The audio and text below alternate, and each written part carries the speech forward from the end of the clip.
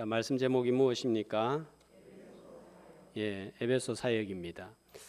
2월부터 신약의 에베소서를 주일 오전에 전하려고 합니다. 그 에베소서 서신서를 살피기 전에 바울이 개척한 에베소 교회가 위치한 에베소가 어떤 도시인지, 이곳에서 어떤 일이 일어났는지를 먼저 살펴보고 있습니다. 그 배경을 알 때 에베소서 편지를 더 잘 이해할 수 있기 때문입니다. 자, 이 에베소 어떤 도시였고 어떤 일이 발생했는지 지난 주일 오전에 살폈습니다. 자, 어떤 도시였습니까?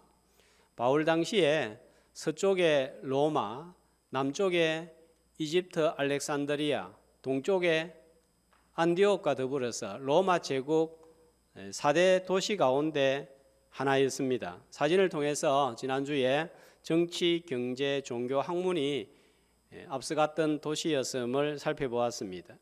25만원이라는 당시로서는 아주 많은 인구를 가진 대도시에다가 주 도로가 무엇으로 깔려 있었죠? 대리석으로 깔려 있는 아주 부유한 도시였고, 수만 권의 책을 보관한 큰 셀수서 도서관이 있는 학문의 도시이면서 지리적으로는 동양과 서양을 이어주는 아주 중요한 위치에 있었고, 또 해안 가까이 있는 도시여서 상업이 발달했던 도시였습니다. 자, 이런 밝은 면과 더불어서 이 도시는 아주 어두운 면들을 가지고 있었는데, 아뎀이라는 거대한 우상을 숭배하고 더불어서 황제 숭배의 도시였고, 마술과 귀신의 세력이 역사하고 음란이 자행되는 영적으로 아주 어둡고 황폐한 도시였습니다. 이런 도시에서 바울이 복음을 전한 지 2년 3개월 만에 아시아에 사는 모든 사람들이 주의 말씀을 듣는 놀라운 역사가 일어나고, 또 소아시아 7교회를 비롯한 여러 교회들이 곳곳에 서게 되었습니다. 자, 소아시아 7교회 어떤 교회들이었죠? 에베소, 스무나, 버가모, 두아디라, 사데, 빌라델피아, 라오디게아, 어디에 나오는 교회들이죠? 요한계시록 2장, 3장에 나오는 교회들, 또 많은 교회들이 에베소의 복음이 전해짐으로 말미암아 세워지는 역사가 일어났습니다. 뿐만 아니라 질병이 치유되고 귀신이 떠나가고 하나님을 대항하는 책들을 불사르는 복음의 강력한 역사가 나타났고, 어떻게 이런 복음의 놀라운 역사가 일어났는가 하는 것을 지난 주일 오전에 살펴보았습니다. 오늘은 이런 놀라운 복음의 능력의 중심에 선 바울은 어떤 자세로 사역을 감당했는지 살펴보려고 합니다. 이 바울은 기독교 역사에서 예수님 다음으로 큰 일을 하고 놀라운 업적을 이루었습니다. 일반 역사에서는 예수님이 전한 가르침을 온 세상으로 전파한 사람은 바울이기 때문에 바울이 예수님보다 더 큰 영향력 있는 인물로 선정한 책도 읽어보았습니다. 자, 이런 큰 일을 한 사람은 또 어려움도 크게 당하는 거예요. 큰 일을 한 만큼 바울은 누구보다도 어려움을 많이 겪었습니다. 에베소는 여러 교회들 중에 바울이 제일 오랜 기간 동안 목회를 했는데, 31절 말씀해 보면 얼마나 사역을 했습니까? 3년을 사역을 했습니다. 어느 교회보다도 오래 목회를 하였기 때문에 다른 교회들보다 더 놀랍고 큰 역사가 있었던 것만큼 어려움도 많았습니다. 자, 고린도후서 1장 8절 9절 말씀해 보면 바울이 어떤 어려움을 당했는지 이렇게 말하고 있는데요. 자, 아시아 하는 것은 에베소를 가리키고 있습니다. 환난을 모르기를 원치 아니하노니 힘에 겹도록 심한 고난을 당했는데, 자, 어느 정도까지 고난을 당한 것입니까? 살 소망까지 끊어지고 나는 이제 죽었다 하는 거예요. 그리고 뭘 받은 것 같은 줄 알았다고요? 예, 사형 선고를 받은 줄 알았다. 이렇게 해가지고 이제 도무지 못 살겠다. 내 인생은 끝이다. 여기서 끝났다. 이렇게 되는 상황까지 나아갔다는 거예요. 고린도에 편지를 기록하면서 이렇게 죽는 줄 알았다고 고백하고 있습니다. 그만큼 큰 역사, 놀라운 역사가 일어난 반면에 힘들고 어려웠던 시간과 목회지가 에베소였습니다. 바울이 에베소에서 사형 선고를 당한 것처럼 겪은 어려움들 어떤 것들이 있을까요? 자, 이 사도행전만 보면 잘 모르고 에베소서만 읽어서는 잘 모르는데 바울이 다른 교회에 적어 보내는 몇몇 편지들 속에서 발견할 수가 있습니다. 고린도전서 15장 32절에 보면 그때 자, 싸움을 가리켜서 누구하고 싸운 것 같다고요? 사나운 명수와 더불어 싸울 정도로 힘들고 어렵다는 거예요. 죽을 뻔했다는 거예요.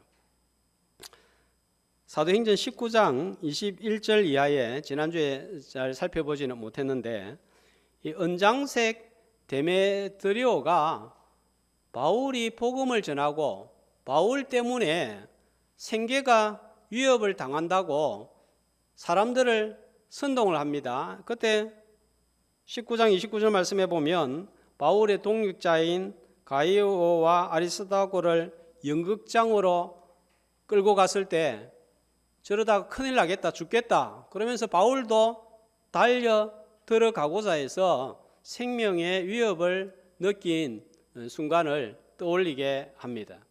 자, 여기에다가 디모데후서 2장 17절 말씀해 보니까 바울을 말로 괴롭혔던, 대적했던 사람이 나오는데 누구인가요? 후메네오와 빌레도가 있습니다. 자, 그런데 이 사람들은 이 이단으로서 이 바울을 대적했는데, 자, 그 말이 어떤 것과 같았다고요? 악성 종양이 퍼져난 것과 같다 그랬습니다.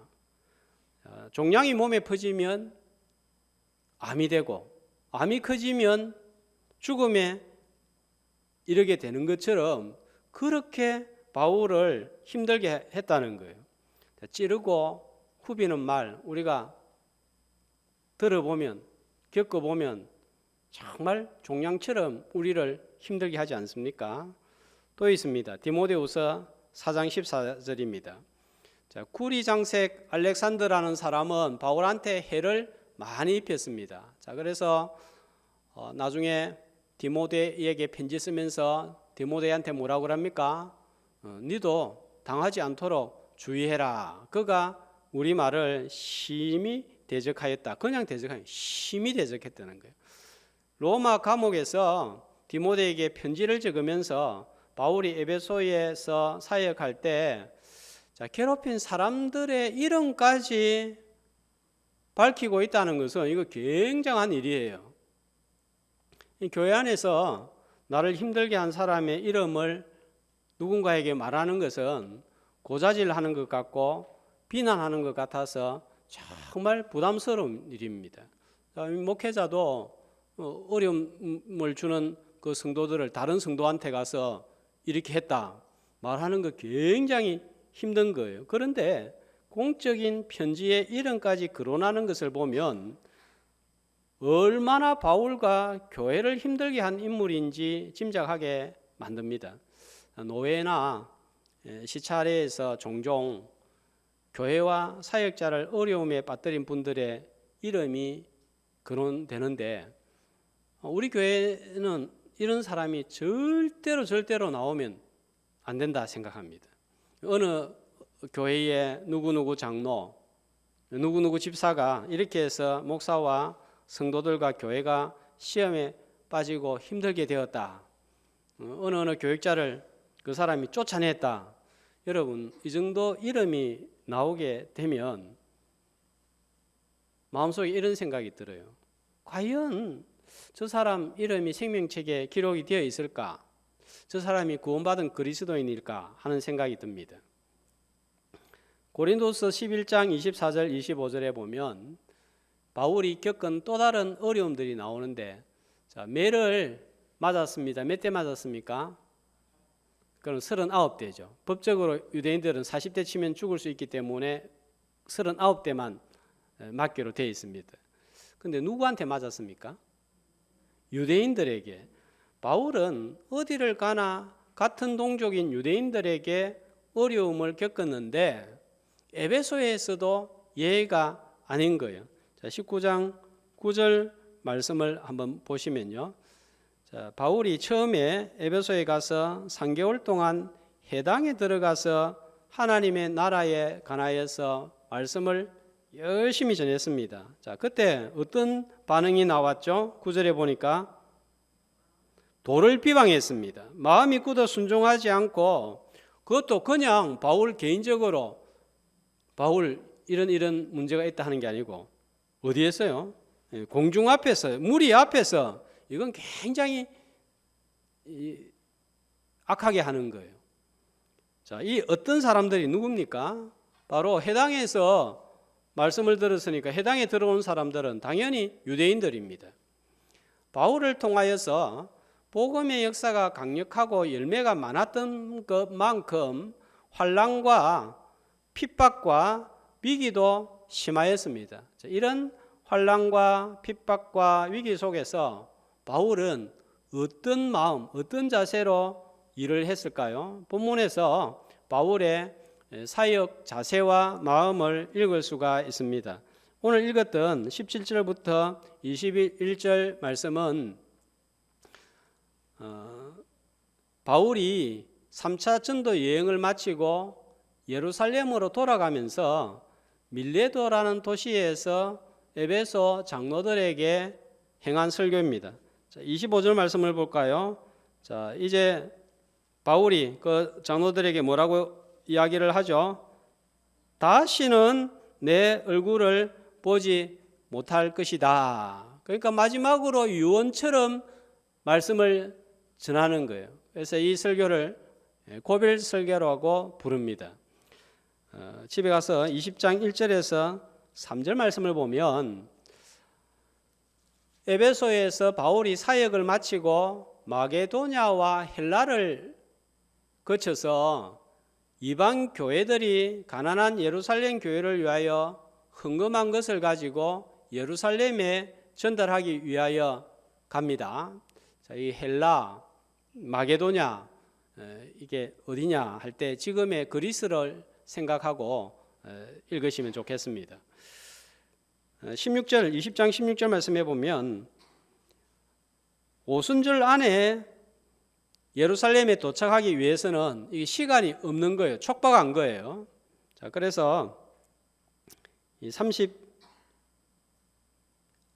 31절 말씀해 보면 가장 오랜 시간 3년을 사역한 에베소 교회 다시는 보지 못한다. 이제 이게 마지막 시간이다 생각을 하니까 성도들을 한 번 더 보고 싶은 거예요.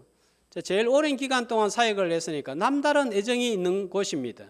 그런데 에베소에 들렀다가 예루살렘으로 가면 늦는 거예요. 자, 그래서 17절 말씀해 보면 바울이 어떻게 합니까? 밀레도에서 사람을 에베소에 보내어서 대표자 장로들을 오라고 합니다. 이 밀레도 도시는 고대 철학자 탈레스, 아낙시만도로스, 아낙시메스 같은 철학자들이 만물의 근원이 무엇이냐 이거에 대하여서 처음으로 연구를 시작한 철학이 시작된 아주 재미있는 도시인데 시간상 생략을 하겠습니다. 자, 이 에베소는 밀레도에서 북쪽으로 약 48km 떨어져 있습니다. 이 부산하고 마산거리 정도가 되겠습니다. 당시에 오고 가는데 약 3일이 걸렸을 것입니다. 철학의 항구도시 밀레도에서 에베소에서 여러 가지 어려움과 환난에 맞서 싸운 최고의 바울의 무기를 소개하고 있습니다. 네 가지입니다. 바울의 사역 자세를 보면 나는 바울 같은 복음의 역사와 능력과 열매를 원하면서 바울 같은 자세로 일하고 있는가 이렇게 생각하면 목회자로서 참 부담이 되는 말씀입니다. 그런데 이런 자세는 목회자만 가져야 할 마음은 아니에요. 성도이면 누구나 가져야 할 자세입니다. 더 나아가서 이런 자세는 인생사에서도 살아가면서 똑같이 적용되는 삶의 자세이기도 합니다. 적대 세력들이 공격하는 것과 같은 방법으로 싸울 수는 없는 거예요. 이 대선을 앞둔 후보들이 상대방을 향하여 최선을 다해서 서로 비난하고 헐뜯는 방법으로 그렇게 싸웠다가는 우리는 진정한 승리를 맛볼 수가 없습니다. 자, 이런 방법으로 대통령 되고 나면 다시 되자마자 반대파의 공격에 시달리게 될 것입니다. 바울이 악과 반대 세력에 대하여서 싸웠던 방법은 이런 세상의 방법이 아니에요. 성도들의 싸움의 방법은 세상 사람들의 싸움의 방식과 달라야 됩니다. 자, 바울의 최고의 무기, 그 사역 자세, 첫 번째가 19절에 보니까 무엇입니까? 첫 번째로 모든 겸손이었습니다. 겸손으로 사람을 대하고 주님의 일을 한다는 것은 참 어렵습니다. 우리의 본성은 언제든지 교만할 준비가 되어 있습니다. 겸손은 뼈를 깎는 노력과 긴 시간이 필요하지만 교만은 누구한테 배울 필요도 없습니다. 훈련을 받지 않아도 저절로 잘 하는 게 교만인 거예요. 성경에 보면 애굽 바벨론 왕은 나라가 강해지고 부해지니까 자신들을 뭐라고 착각을 했습니까? 신이라고 한 거예요. 에스겔 28장 2절에 보면 두로왕 해상무역으로 돈이 많아졌습니다. 그러니까 이 바다를 자기 마음대로 할 수 있다고 생각했습니다. 나라들을 지락펴락하고 돈을 지락펴락하고, 자, 그러니까 교만해서 자신을 뭐라고 착각합니까? 나는 신이라 하나님의 자리 곧 바다 가운데 앉아 있다 하도다. 바다를 지금 자기 마음대로 할 수 있다 생각하는 거예요. 자, 그렇지만 하나님이 뭐라고 지적하십니까? 너는 사람이요 신이 아니다 하는 것입니다. 왕만 교만한 게 아니라 우리들도 마찬가지인 것 같아요.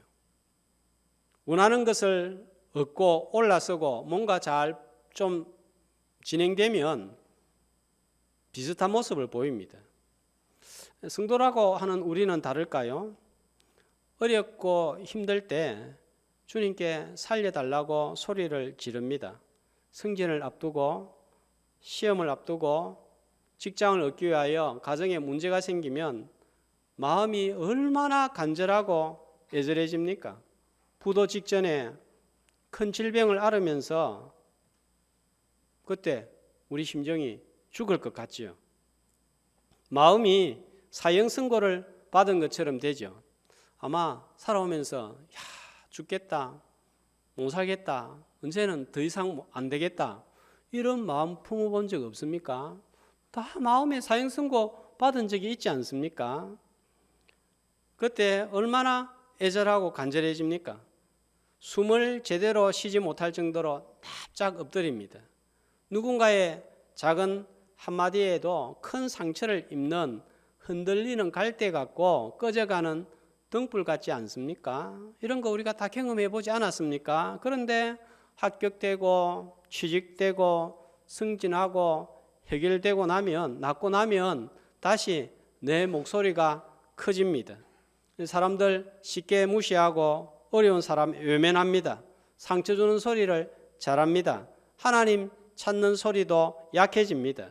겸손은 힘이 있고 영향력이 있고 얼마든지 내가 발언할 수 있는 자격과 권한이 있지만 그 영향력과 권한을 힘을 함부로 사용하지 않을 때 빛이 나는 거예요. 이것을 제일 잘 실천하신 분이 예수님이십니다. 예수님은 하나님과 동등한 분이셨지만 어디로 찾아오셨지요? 세상으로 내려오셨습니다. 그 세상 가운데서도 어디에 오셨습니까? 내려오셨습니까? 제일 천하고 더러운 말 구유에 내려오셨습니다. 자, 오랜만에 크로스웨이 그림을 보겠습니다. 자, 중간에 예수님입니다. 머리에 뭘 쓰고 있죠? 왕관을 쓰고 있습니다. 그러니까 이분은 누구예요? 왕관을 쓰고 있으니까 왕입니다. 그런데 무릎을 어떻게 하고 있어요? 무릎은 누가 꿇습니까? 종이 꿇는 거예요. 예수님은 왕이면서 어떻게 사셨단 말입니까? 종의 삶으로 사셨습니다. 자, 그 구체적인 모습이 어떤 모습이에요? 지금 예수님이 뭐 하고 있습니까? 앉아 있는 사람은 누구예요? 베드로고, 예수님은 지금 베드로의 발을 씻기고 있습니다. 저렇게 낮아지신 거예요. 최고의 섬김은 무엇이었습니까? 인자가 온 것은 섬김을 받으려 함이 아니라 섬기려 하고 자기 목숨을 도리어 많은 사람의 대속물로 주려 하심이라. 십자가의 죽으심으로 섬겼습니다. 이 예수님의 겸손 때문에 우리가 영생을 얻고 구원을 받고 이 자리에 앉아 있는 거예요. 바울은 말씀의 능력이 탁월하고 귀신도 쫓아내고 질병도 치유하고 교회를 크게 부흥시켰습니다.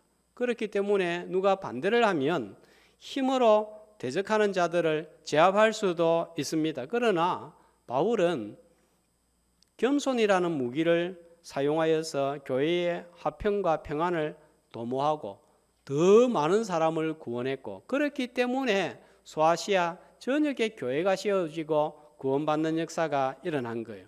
바울의 능력과 말씀 전반은 하나님에게서 비롯되었다. 이걸 바울은 잘 알았습니다. 능력이 나타나고 말씀이 막 전해질 때 자기를 통하여 일어나지만 전적으로 하나님께서 그 배후에 있다 인정을 한 거예요. 우리는 알고 보면 교만할 이유가 하나도 없습니다. 재능이라든지 자리이든지 직분이든지 수입이든지 그것이 하나라도 좋은 것이 있다면, 선한 것이 하나라도 있다면 그것은 전적으로 하나님의 도움으로 얻어진 것이기 때문입니다. 내가 열심히 수고하고 노력했는데, 내가 머리를 이렇게 썼는데 여러분보다 훨씬 더 수고하고 머리를 쓰는데도 불구하고 빈손이 되는 사람들이 얼마나 많습니까? 여러분, 지금 좀 잘 나가는 것 같지만 망하는 거 하루아침에 일어나는 일이지 않습니까? 그런데도 지금 내 손에 뭔가 좋은 것이 있는 것은 그게 바로 하나님의 전적인 도움인 거예요. 이것을 인정할 때 겸손할 수 있습니다. 겸손함으로 사람을 살리고 대적과 싸우는 자들이 되시기를 주님의 이름으로 축복합니다. 자, 그 다음에 바울의 무기는 무엇이었습니까? 눈물이에요. 눈물이 무슨 싸움의 무기가 되나 싶습니다. 그러나 성도의 최고의 무기는 눈물입니다. 이 눈물을 바울이 흘렸다 생각하면 우리 마음에는 바울이 진짜 고생 많았구나 생각을 합니다. 살펴본 대로 바울은 고생이 많았고 괴로운 일이 많았고 힘든 일 정말 많았습니다. 힘들고 어려울 때 눈물의 힘은 큽니다. 눈물을 좀 흘리고 나면 해소될 때가 많은 거예요. 그런데 우리는 울면 약하게 보이고 사람들이 아이고 내를 참 힘들게 생각하구나, 힘들게 살구나 이렇게 생각해서 감추려고 많이 참는데, 울어야 할 때 우는 사람은 정신적으로 건강한 거예요. 구름이 많이 모여 견딜 만한 힘이 없을 때 하늘은 비를 쏟아내고, 슬픔이 많이 모여 그것을 버틸 만한 힘이 없을 때 우리는 눈물을 흘립니다. 고여 있는 것은 무게 때문에 휘청거리고 견딜 수가 없습니다. 고통과 아픔의 무게를 드러내야 되는데 그게 눈물인 거예요. 그런데 어떤 눈물을 흘려야 되고 무엇을 위해 눈물을 흘려야 되는가, 이것이 중요합니다. 우리가 그냥 내 감정 해소를 위해서 눈물을 흘리는 거 필요합니다. 정말 필요합니다. 그러나 이거는 세상 사람들도 힘들고 슬프면 흘리는 눈물이에요. 우리 성도의 눈물은 좀 달라야 되는 거예요. 누구 앞에서 무엇을 위하여 눈물을 흘려야 됩니까? 내일 모레가 설 명절입니다. 가족들이 모입니다. 웃을 일도 많겠지만 눈물 흘릴 일도 많을 줄 압니다. 웃어도 웃는 것이 아닌 분들이 많을 줄 압니다. 사는 것이 힘들고 어렵기 때문입니다. 그래서 어떤 분들은 가족 모임 자체가 벌써부터 스트레스가 되는 분들 있습니다. 목사님이 벌써 가족 모임 이야기하니까 그게 스트레스입니다 생각하는 분들도 있을 거예요. 그렇다고 무턱대고 사람 앞에 울 수도 없습니다. 예수님도 나인성 가부의 아들 장례식 행렬 앞에서 울었고, 나사로의 장례식장에서 울고, 예루살렘에 입성하면서 울었습니다. 다윗도 울고 히스기야도 운 거예요. 왕들도 이렇게 눈물 흘리는데 우리라고 눈물 흘리지 않을까요? 그만큼 이 사는 게 다 힘드는 것입니다. 그런데 이들이 흘린 눈물은 어떤 눈물이었습니까? 시편 39편 12절 한 목소리로 여호와여 나의 기도를 들으시며 나의 부르짖음에 귀를 기울이소서. 내가 눈물 흘릴 때에 잠잠하지 마옵소서. 지금 다윗은 악인들의 공격 앞에 서 있습니다. 웁니다. 그런데 누구 이름을 부르는 거예요? 어떻게 시작하고 있습니까? 여호와여, 하나님 앞에서 울었습니다. 자, 이사야 38장 5절 또 보겠습니다. 너는 가서 히스기야에게 이르기를 내 조상 다윗의 하나님 여호와께서 이같이 말씀하시기를 내 기도를 들었고 뭘 보았다고요? 눈물을 보았다. 히스기야가 죽을 병에 걸리게 되었을 때 하나님 앞에 울었습니다. 그러니까 하나님이 뭐라고 말씀하시는 거예요? 내 눈물을 보았노라.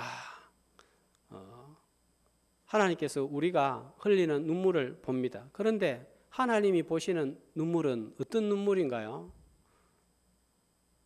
모든 사람의 눈물을 보시지만 그 눈물을 보고 내가 눈물을 보았다 하지 않습니다.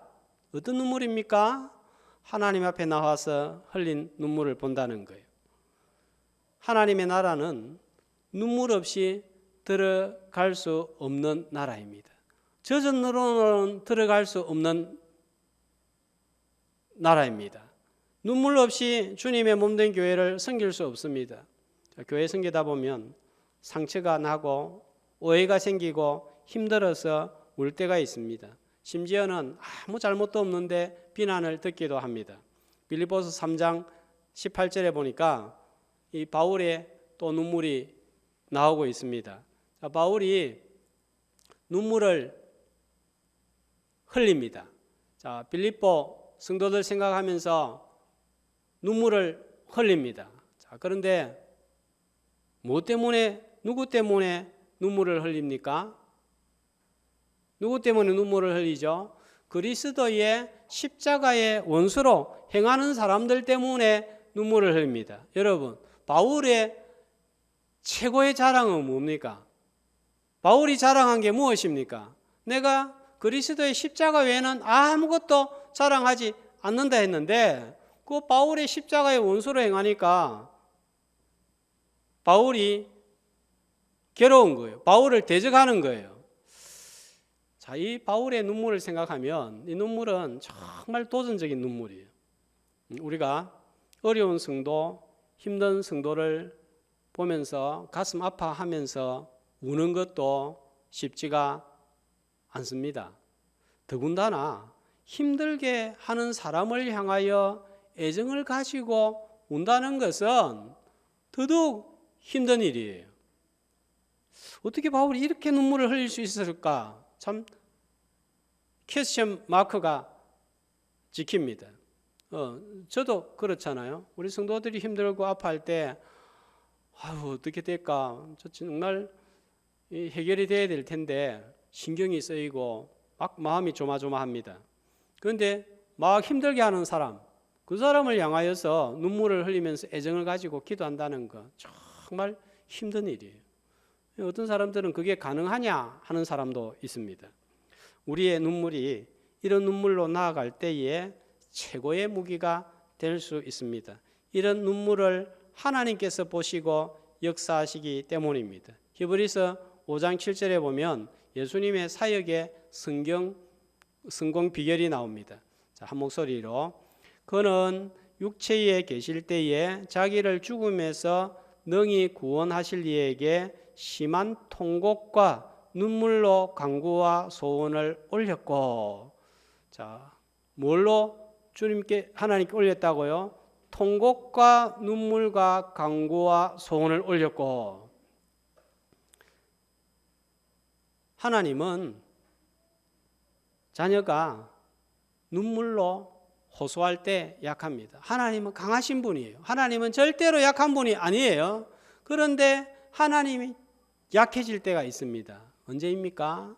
자기 자녀가 눈물을 흘릴 때예요. 우리 부모로서 자녀가 힘들어서 아파서 눈물 흘릴 때 마음이 어떤가요? 막 찢어지는 거예요. 내가 아파하는 것보다 더 아픔이 느껴집니다. 하나님 앞에서 흘리는 눈물이 이런 거예요. 하나님은 자기 자녀가 눈물을 흘릴 때 제일 괴롭고 가슴이 찢어지고 마음이 아픈 거예요. 우리의 눈물이 사람 앞에서는 너무 약해 보이지만 하나님 앞에서는 어떤 무기보다도 강력한 무기가 될 줄로 믿습니다. 이런 하나님 앞에서의 강력한 무기가 눈물인 줄 알고 눈물로 하나님 앞에 호소하여서 위기와 질병과 고난과 걱정과 염려 앞에서 승리하는 성도들이 되시기를 주님의 이름으로 소망합니다. 자, 그 다음에 세 번째 무기가 무엇입니까? 19절에요. 유대인의 관계로 말미암아 당한 시험을 참음입니다.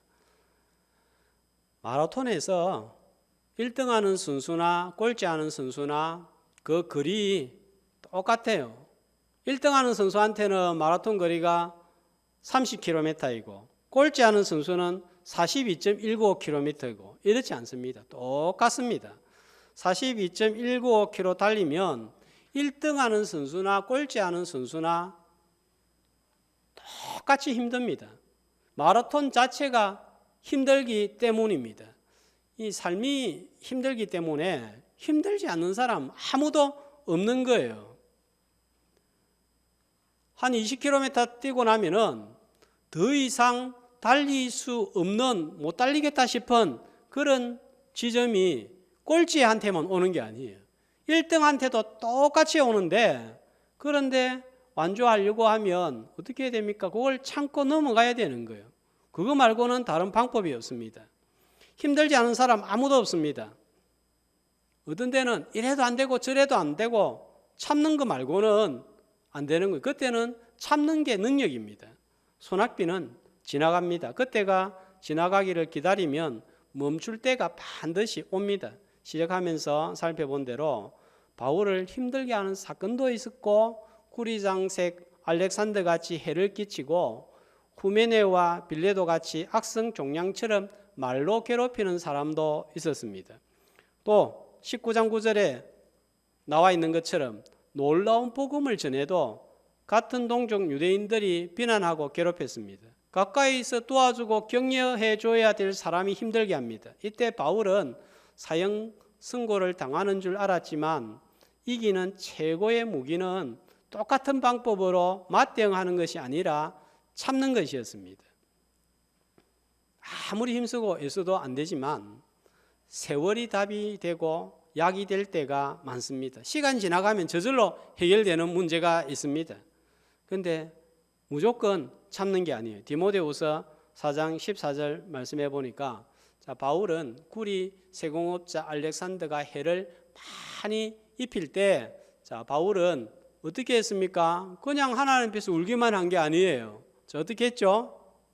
주께서 그 행한 대로 그에게 갚으시리니 하면서 하나님께 맡겼습니다. 그 결과 많은 열매를 얻고 많은 사람들이 주께로 돌아오는 역사 열매가 일어난 거예요. 울며 참으면서 주님께 맡기는 성도들이 되시기를 주님의 이름으로 축복합니다. 자, 그 다음에 20절 말씀을 보겠습니다. 자, 그 다음에 바울이 한 게 무엇입니까? 무엇을 했습니까? 같이 유익한 것은 무엇이든지 공중 앞에서나 각 집에서나 끄리낌이 없이 여러분에게 전하여 가르치고, 자, 그 다음에 한 일이 가르침입니다. 이 순서를 우리가 잘 보아야 되겠습니다. 바울이 지금 말하고 있는 것이 무엇입니까? 내가 무슨 일을 했다. 에베소에서 이런 굉장한 일을 업적을 이루었다. 이걸 말하고 있지 않습니다. 어떤 자세로 싸웠는지 사역했는지 지금 바울은 자기의 삶을 말하고 있는 거예요. 입으로 전한 것이 아닙니다. 자, 18절 끝에 말씀 보면 바울이 이 말씀을 전하기 전에 뭐라고 합니까? 어떻게 행하였는지들 여러분도 뭐 했다고요? 안다는 거예요. 몸으로 삶으로 보여주었다. 그거 너희들이 안다. 겸손과 눈물과 참음으로 나는 목회했다. 이렇게 살았다. 너희들이 알지 않느냐? 당신들이 알지 않느냐? 이렇게 말할 수 있는 목회자가 얼마나 될까요? 내가 20년, 30년, 40년을 교회에서 이렇게 봉사하고 헌신하고 충성했다. 당신들이 알지 않느냐? 이렇게 말할 수 있는 장로, 권사, 집사, 성도, 직분자가 몇 사람이나 있겠나요? 이 목회자만 해당되는 말씀은 아닙니다. 모든 성도들에게 해당되는 말이죠. 이것은 교회에서만 해당되는 말이 아닙니다. 가정에서, 직장에서도 해당되는 말입니다. 내가 어떻게 행하였는지를 다 당신들이 알지 않습니까? 이렇게 떳떳하게 끄리낌 없이 이렇게 직장에서 말할 수 있겠습니까? 자, 이런 다음으로 말씀을 전했습니다. 자, 그 다음에 끄리낌 없이 전한 거예요. 20절 말씀해 보니까. 자, 삶은 받쳐주지 않으면서 끄리낌 없이 전하면 본인이야 속이 시원할지 모르겠지만 듣는 사람이 끓여지는 거예요. 바울의 말씀이 영향력이 있는 것은 바울이 말을 잘해서가 아닙니다. 스피치가 좋았어가 아니에요. 혹시 나는 말을 좀 잘한다 생각하는 분이 있으면 정말 조심해야 됩니다. 다른 사람들보다 더 말을 조심해야 됩니다. 말은 잘하지, 입은 똑부러지지, 하는 말 중에 틀린 말 없지, 이런 소리를 들을 수가 있는 거예요. 자, 이런 소리 들으면 왕따 당할 가능성 1부 때는 98%라고 했는데 2부 때는 99%입니다. 그러면 전도의 문이 막힙니다. 설 명절에 믿지 않는 가족들 함께 만납니다. 겸손과 눈물과 참는 것보다 말이 먼저 나가면 유익이 아니라 오히려 해가 될 수 있습니다. 겸손과 눈물과 참음 다음에 21절 말씀해 보니까 바울이 증언한 것이 무엇입니까? 하나님께 대한 회개와 우리 주 예수 그리스도께 대한 믿음이었습니다. 회개는 하나님을 주목하게 만들고 믿음은 그리스도를 주목하게 만듭니다. 무엇 때문에 누구를 위하여 겸손과 눈물과 참음이 있습니까? 이 세상에서 이런 방법은 너무 약해 보이고 어리석어 보이지만 우리 성도에게는 이것이 최고의 무기라는 사실입니다. 그런데 이 겸손과 눈물과 참음이 누구를 위하여 무엇 때문이냐 하는 것입니다. 내 잘못과 죄로 인한 것은 무의미합니다. 베드로전서 2장 20절 이렇게 증거하고 있습니다. 한 목소리로 죄가 있어 매를 맞고 맞으면 무슨 칭찬이 있으리요? 그러나 선을 행함으로 고난을 받고 참으면 이는 하나님 앞에 아름다우니라. 주님 때문에, 교회 때문에, 복음 때문에 선을 행하다가 겸손하고 울고 참는 삶으로 세상과 원수를 이기는 하나님 앞에서 아름다운 삶을 살아가는 주의 백성들 다 되시기를 주의 이름으로 축복합니다.